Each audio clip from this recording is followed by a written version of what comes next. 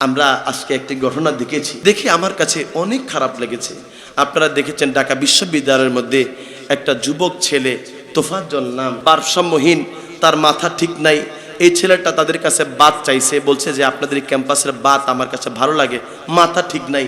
একে সুন্দর করে খাওয়ায়া তারপরে দেখলাম তাকে অসহ্য যন্ত্রণা দিয়ে, অনেক কষ্ট দিয়ে তাকে তার হাতগুলা জানালার সাথে বাইদা তাকে পিটাইছে। পিটাইয়া তারপরে তার পায়ের মধ্যে সেই ওই যে গ্যাস যে ম্যাচগুলো আছে না, লাইট আছে না, ওইগুলা দিয়ে তার পায়ের মধ্যে আগুন জ্বালিয়ে দিয়েছে। এভাবে যন্ত্রণা দিয়ে দিয়ে ছেলেটাকে মেরেছে। কেন মেরেছে সেই বিষয়টা জানি না, তবে কথা হলো এটা, আমরা দিন শেষে সবাই মানুষ, দিন শেষে সবাই মানুষ।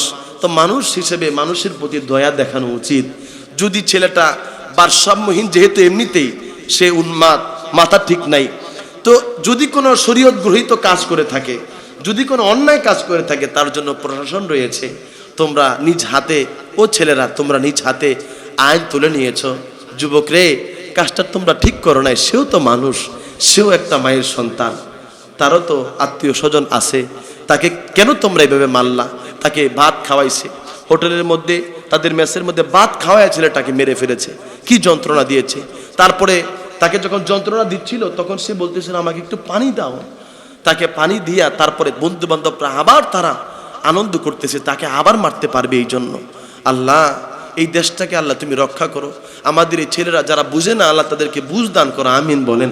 আমাদের এই স্বাধীন সোনার বাংলাদেশের ছেলেরা, তারা এই দেশের কর্ণধার হবে, এই দেশ তারা পরিচালনা করবে, এই দেশকে তারা তাদের মতো করে গড়বে, এটাই আমরা চাই।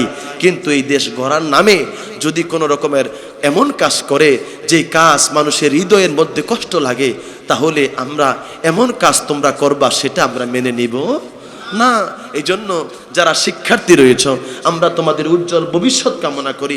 আমরা চাই তোমরা যারা পড়াশোনা করতেছো, আল্লাহ যেন তোমাদের মেধার মধ্যে বরকত দেয়, তোমরা যেন ভালো ভালো অফিসার হইতে পারো, ভালো কিছু করতে পারো। ভাইরে, কিন্তু কোনো মায়ের বুক তোমরা খালি কইরো না। যারা একজন মানুষ হয়ে আরেকজন মানুষের উপর আক্রমণ করে না, আপনাদেরকে বলবো, আপনারা একজন মানুষ হয়ে আরেকজন মানুষের উপর আক্রমণ করবেন না। এগুলা এজিদের কাজ, এটা এজিদরা করেছে, এজিদের পেতাত্তারা করেছে। কথা কোন ঠিক কিনা? এই সমস্ত কাজ করা যাবে